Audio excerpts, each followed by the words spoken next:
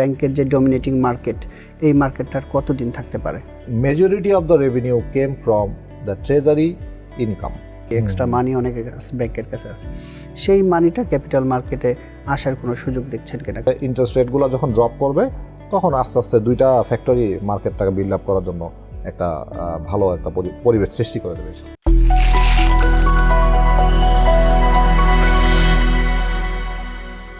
শান্ত mutual fund presents TVS মার্কেটসে স্বাগত জানাচ্ছি। আমি আনিসুর রহমান। পাহাড় জয়ের মতোই জীবনের লক্ষ্যে পৌঁছাতে প্রয়োজন কনসিস্টেন্সি। প্রতি মাসে একটু একটু করে ইনভেস্টমেন্ট করুন আর লং টার্মের স্বপ্ন সত্যি করুন।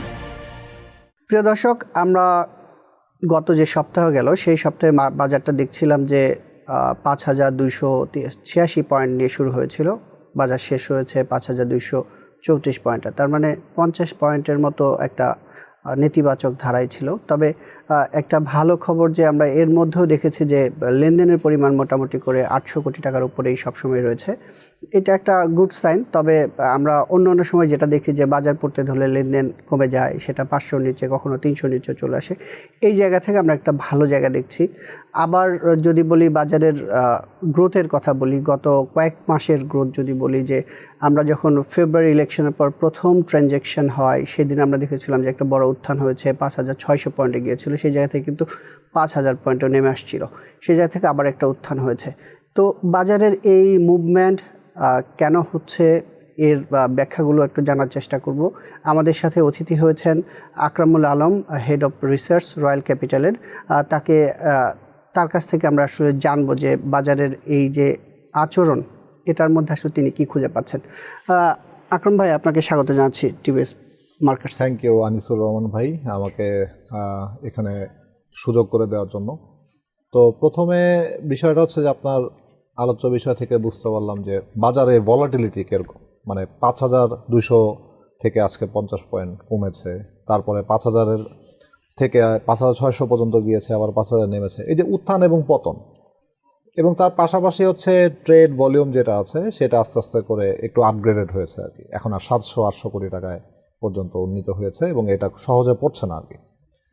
তো এগুলোর পিছনে কারণগুলো যদি আমি বলতে চাই, আমি যদি একটু রিকল করি, এর আগে প্রোগ্রামও আমি এসে বলেছিলাম, এর আগে যখন আপনাদের সাথে কথা হয়েছিল, যে বাজার আস্তে আস্তে তার ইতিবাচক ধারায় যাবে। এটার সবচেয়ে বড় কারণ হচ্ছে যে একটা ইলেক্টেড গভর্নমেন্ট যখন আসে তখন বিনিয়োগের একটা সাইকোলজিক্যাল কনফিডেন্স ক্রিয়েট হয়। তার পাশাপাশি কি হয়, পলিটিক্যাল স্ট্যাবিলিটি সাথে সাথে বিনিয়োগ বান্ধব পরিবেশ সৃষ্টি হওয়ার একটা পরিস্থিতি তৈরি হয় আর কি। মানুষের একটা আস্থা থাকে। আর বাজার যেটা ছিল যে লাস্ট ইয়ারের যদি আমরা বলি বা লাস্ট কাপল অফ ইয়ার্সে বলি, বাজারও খুবই ড্রাই ছিল, বাজার আন্ডার ভ্যালুড ছিল। এটা অনেক অতিথি এসে এখানে বলেছেন, সেটা নিয়ে কোনো সন্দেহ নেই। এখনও মার্কেট পি আপনার 9-এরও থেকে কিছু নিচে আর কি। হ্যাঁ, তো সেই অনুযায়ী আপনার মার্কেটের আর্নিংস ইল্ড হয় প্রায় 10%-এর উপরে। আর পাশাপাশি হচ্ছে সুদের হার কমার কিছু ইঙ্গিত আমরা পাচ্ছি আর কি, যে সুদের হার সামনে হয়তো বা একটা সময় পরে যে কমে যাবে। যদি না কমে তাহলে গভর্নমেন্টের জন্য বাজেট ডেফিসিট টাকে কমিয়ে নিয়ে আসা বা বাজেটের যে চ্যালেঞ্জগুলো আছে সেগুলো মোকাবেলা করার একটু কষ্টসাধ্য বিষয় হবে আর কি। আর তার পাশাপাশি হচ্ছে কস্ট অফ ক্রেডিট যদি না কমানো যায় তাহলে ক্রেডিটের গ্রোথ আসবে না, বিজনেসগুলো এনাফ অ্যাক্সেস টু ফান্ডস যেটা আছে সেটা এনশিওর করতে পারবে না। এরকম অনেক ধরনের স্টোরি আছে আর কি।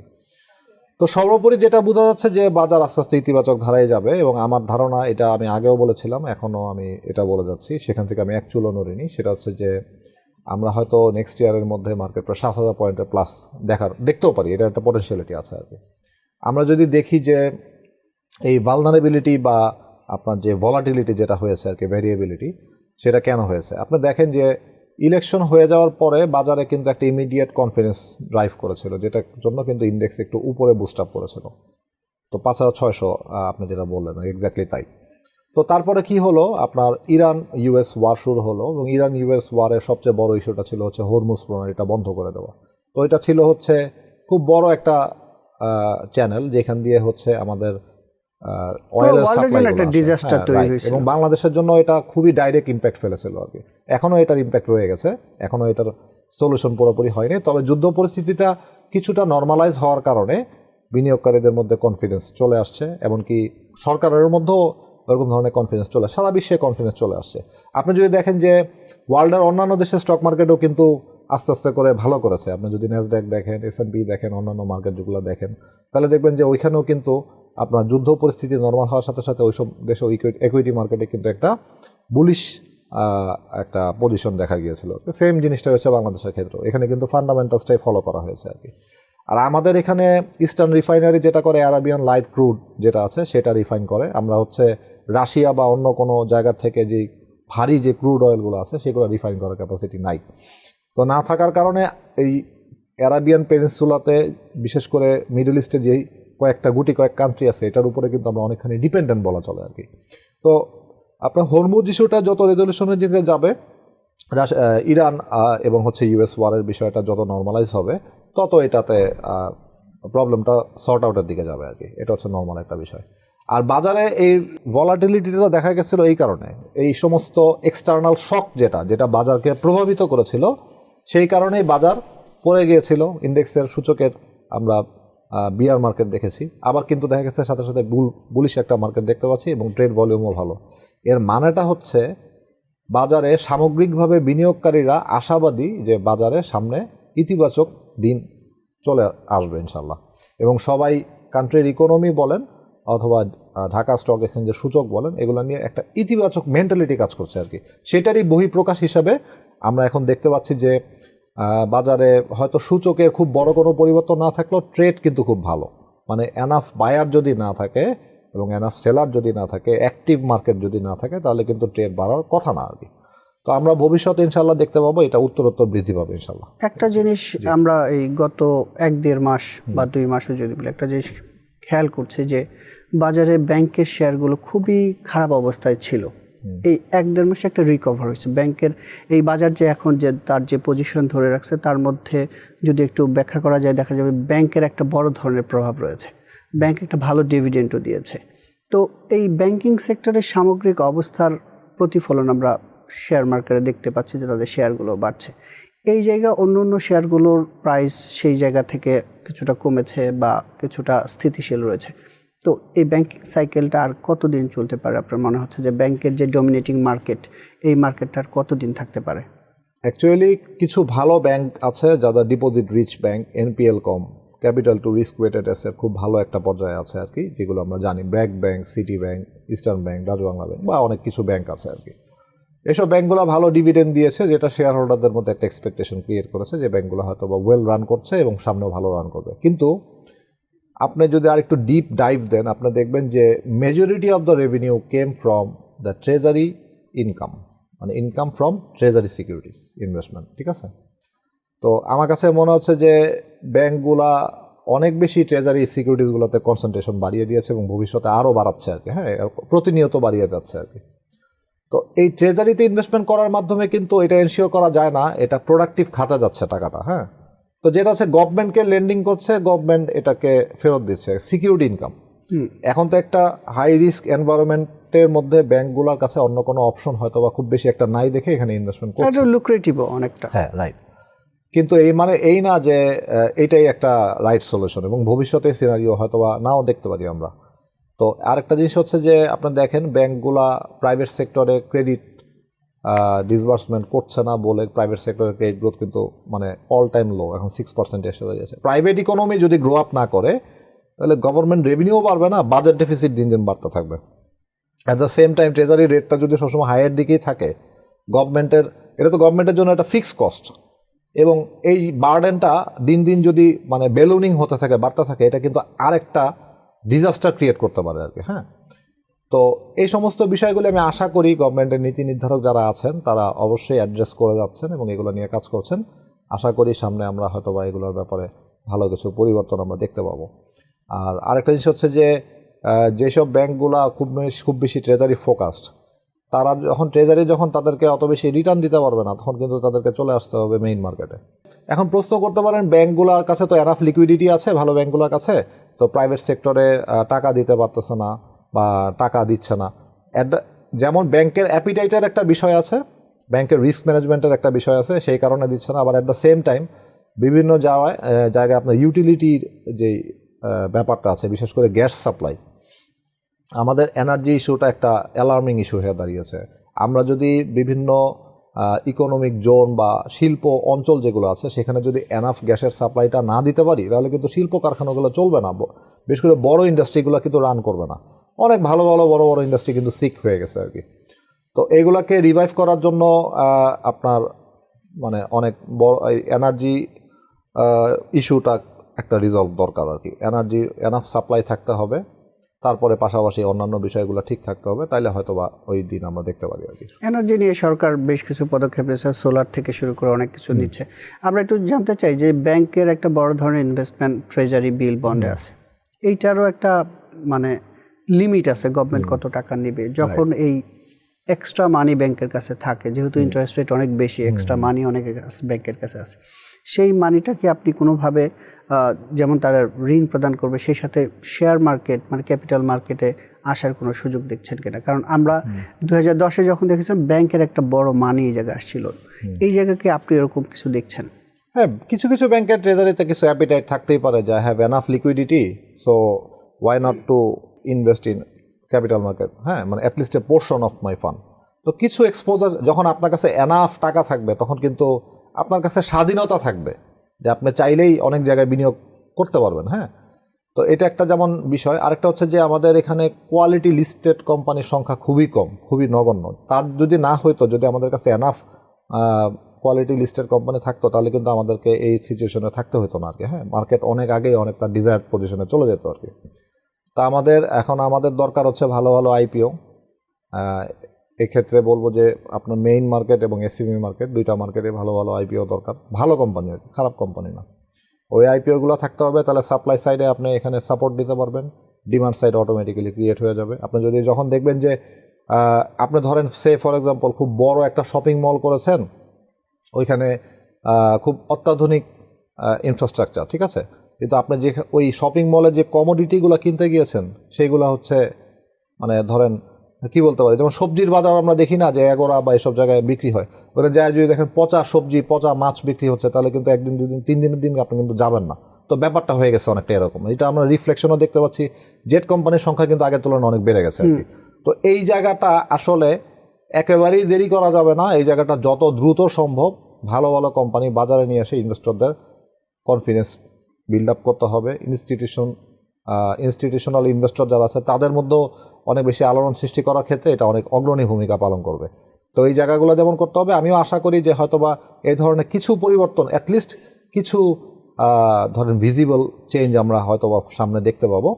আর এর পাশাপাশি হচ্ছে ইন্টারেস্ট রেটগুলো যখন ড্রপ করবে তখন আস্তে আস্তে দুইটা ফ্যাক্টরি মার্কেটটাকে বিল্ড আপ করার জন্য একটা ভালো একটা পরিবেশ সৃষ্টি করে দেবে ইনশাআল্লাহ। একটা বিষয় হচ্ছে আপনি বলছিলেন যে জেড ক্যাটাগরি শেয়ারের সংখ্যা বেড়ে গেছে।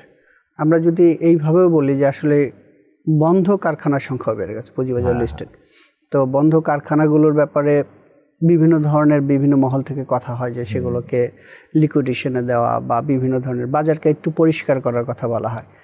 এই যে পরিষ্কারের কথা বলা হয়, গভর্নমেন্টও চাচ্ছে যে ভালো স্টক আসুক, গভর্নমেন্টের স্টক আসুক। এই আমরা দেখছি আবার এই যেগুলো দুর্বল কোম্পানি বা বন্ধ কোম্পানি এগুলো শেয়ারই বেশি রান করছে। এই কারণে অনেক ভালো কোম্পানির যে ম্যানেজমেন্ট তারাও আসতে চায় না।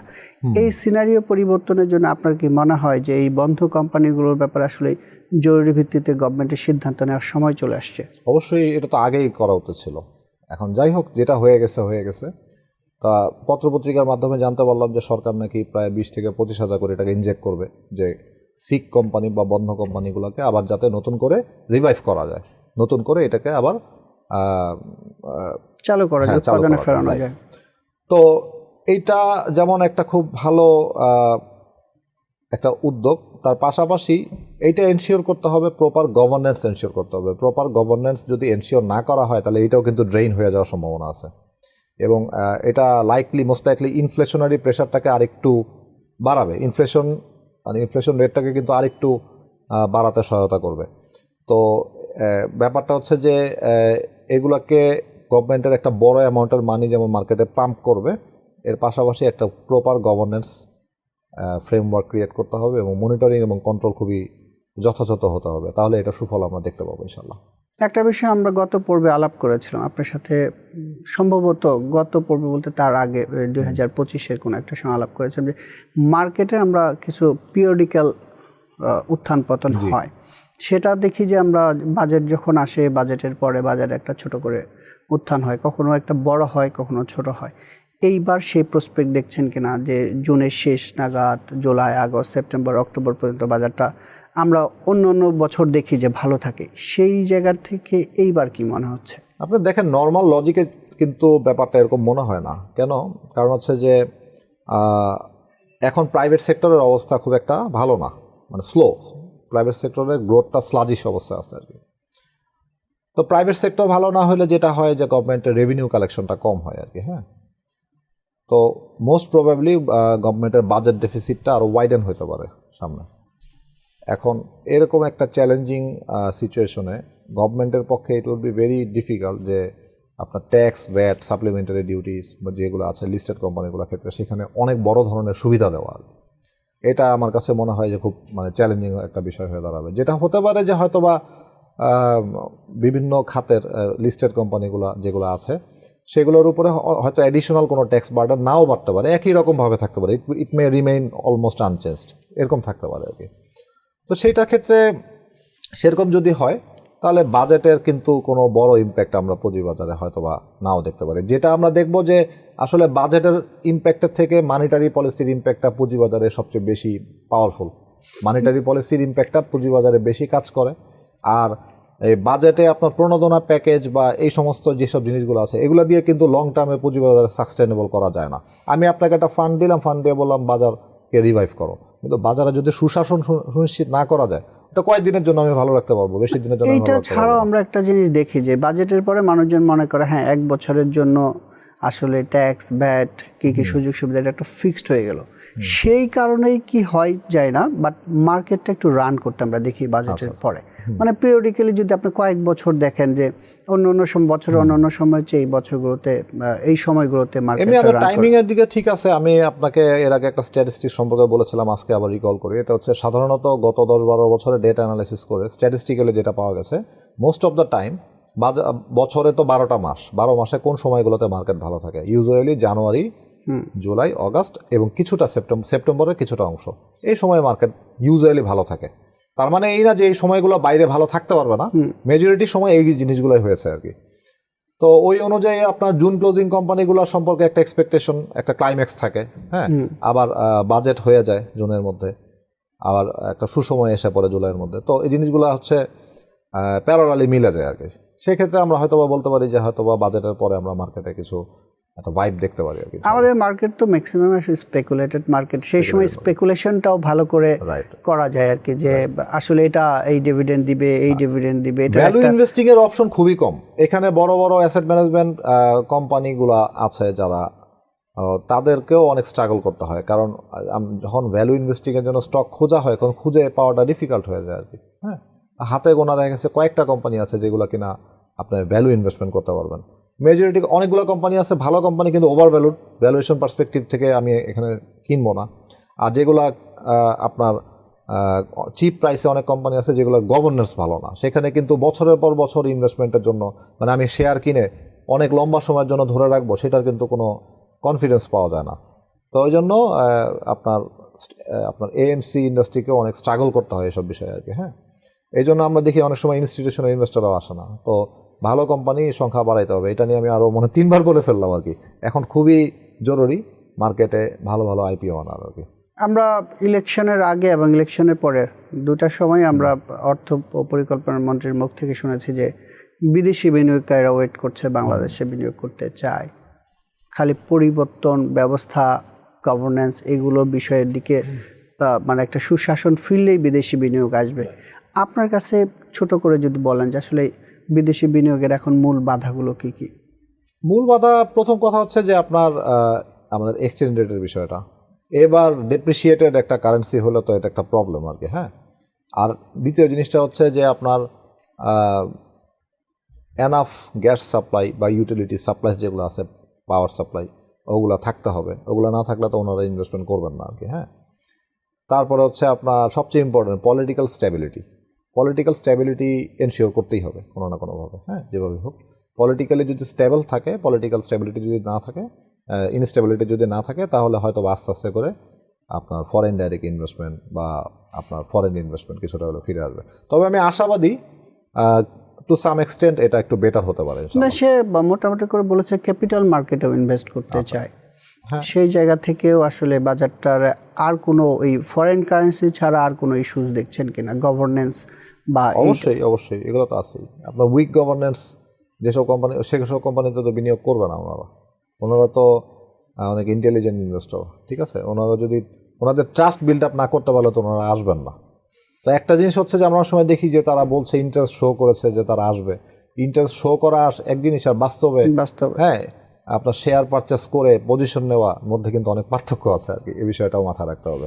আমাদের অনেক কাজ আছে, কাজগুলো করতে হবে, এবং সার্বিকভাবে আমরা বলতে পারি গত 2-3 বছরের তুলনায় এই বছর এবং আগামী সময়গুলোতে আমরা কিছুটা ইতিবাচক জিনিস দেখতে পাবো বাজারে, ইতিবাচক ধারা। শেষ কোশ্চেন, পুঁজিবাজারে আমরা সবসময় করে থাকি যে বিনিয়োগকারীদের জন্য যে সময় মেয়ের যে সময়টা আমরা অবস্থান করছি, সেই সময় তাদের বিনিয়োগ নিয়ে আপনার কোনো সহজ কোনো ওয়ে বলবেন কিনা যেখানে আসলে তার পুঁজি সুরক্ষা হবে, সাথে কিছু ক্যাপিটাল গেইন করতে পারে? আপনার 3টা জিনিস এনশিওর করতে হবে। একটা হচ্ছে গ্রোথ, সেকেন্ড হচ্ছে ক্যাশ ফ্লো, 3 নম্বর হচ্ছে রিস্ক ম্যানেজমেন্ট। এই 3টা বৈশিষ্ট্য যে কোম্পানিগুলো ধারণ করে ওই কোম্পানিগুলোতে বিনিয়োগ করলে সাধারণত লং টার্মে ভালো রিটার্ন জেনারেট করা সম্ভব। গ্রোথ বলতে টপ লাইন গ্রোথ বলতে মানে রেভিনিউ গ্রোথ, আপনার ডাবল ডিজিট রেভিনিউ গ্রোথ যেসব কোম্পানিগুলো আছে last couple of years. Short টার্মে যদি ক্যাপিটাল গেইনের জন্য শর্ট টার্মে যদি আপনি পজিশন নিতে চান, এখানে হরেক রকম টেকনিক আছে, অনেক ধরনের টেকনিক। আপনার দেখা গেছে যে 1 বছরের মুভিং রেঞ্জ যেটা আছে, হাই লো দেখতে পারেন। তারপরে তার ইন্টারিম যে আর্নিংস যেটা আছে সেটার আস্তে আস্তে ইমপ্রুভমেন্ট হচ্ছে কিনা, মার্জিন ইমপ্রুভমেন্ট হচ্ছে কিনা, বিভিন্ন ফাইন্যান্সিয়াল রেশিওস আছে, সেগুলো কিছুটা আপনি অ্যানালাইসিস করতে পারবেন। তারপর রিলেটিভ ভ্যালুয়েশন রান করতে পারেন। আপনি একটা লিস্টেড কোম্পানির ডেইলি পি রেশিওগুলোকে নিয়ে হিস্টোগ্রাম করে মেজরিটি ফ্রিকোয়েন্সি যে পি রেশিও রিপ্রেজেন্ট করে, সেই পি রেশিওটাকে যদি আপনার ফোরকাস্টের যে আর্নিংস যেটা আছে সেটা দিয়ে মাল্টিপ্লাই করলে আপনি পেয়ে যাচ্ছেন রিলেটিভ ভ্যালুয়েশন। আপনার মার্কেট প্রাইসের সাথে কম্পেয়ার করে দেখেন যে আন্ডার ভ্যালু না ওভার ভ্যালু। এরকম অনেক রকম টেকনিক আছে। এখানে আসলে কি স্বতঃসিদ্ধ কোনো ধরনের থিওরি নাই ট্রেডিংয়ের জন্য যে এইটা একটা টনিকের মতো কাজ করবে। এটা হচ্ছে সম্পূর্ণ একটা ইনভেস্টর তার ওয়ে অফ থিঙ্কিং আরেকটা ইনভেস্টরের ওয়ে অফ থিঙ্কিংয়ের থেকে একটু আলাদা হবে, এটাই স্বাভাবিক। ইনভেস্টিং হচ্ছে একটা আর্ট, এটা কিন্তু কনক্রিট কোনো সায়েন্স না অ্যাকচুয়ালি, ঠিক আছে। তো এখানে বিষয়টা হচ্ছে অভিজ্ঞতা, জ্ঞান, এটাও লাগবে, আবার পাশাপাশি মার্কেট সম্পর্কে সব ধরনের ইনফরমেশন সম্পর্কে আপ টু ডেট থাকতে হবে। এইভাবে আস্তে আস্তে করে একটা বিনিয়োগকারী সফল বিনিয়োগকারী হতে পারেন ইনশাআল্লাহ। আপনাকে অসংখ্য ধন্যবাদ টিভিএস মার্কেটস আসার জন্য। Thank you. জি প্রিয় দর্শক, আমরা শুনছিলাম আকরামুল আলমের কাছ থেকে যে আসলে ক্যাপিটাল মার্কেটের এখন যে চ্যালেঞ্জগুলো আছে সেগুলো নিয়ে বলছিলেন। সেই সাথে তিনি প্রসপেক্টের কথা বলেছেন যে কিছু চেঞ্জ আসলে আগামী 1-1.5 বছরের মধ্যে বেশ কিছু পরিবর্তন, যদি ভালো পরিবর্তন আসে বাজার কিন্তু একটা ভালো অবস্থানে যাবে বলে তিনি বলছিলেন। সেই সাথে বিনিয়োগকারীদের জন্য বলছিলেন যে লং টার্মে বিনিয়োগ করার ক্ষেত্রে কিছু জিনিস দেখার কথা বলেছেন, আর শর্ট টার্মের ক্ষেত্রে যার যার পলিসি অনুযায়ী বা যার যার ক্যাপাসিটি অনুযায়ী বিনিয়োগের কথা বলছেন। টিভিএস মার্কেটসের পরবর্তী পর্ব দেখার আমন্ত্রণ রইল।